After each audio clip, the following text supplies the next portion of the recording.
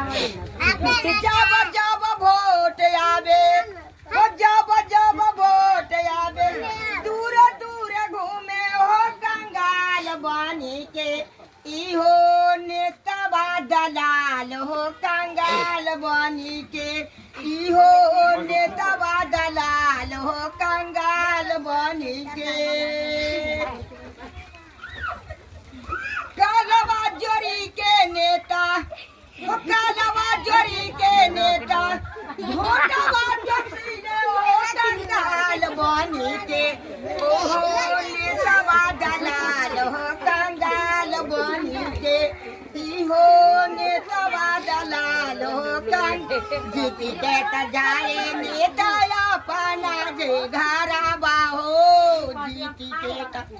जाए नेता अपना जे घरवा पवनी के बाद नेता पवनी के बाद नेता कोई को न सुने हो कंगाल बनी के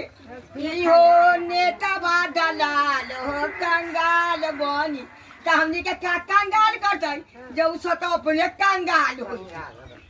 हाँ सब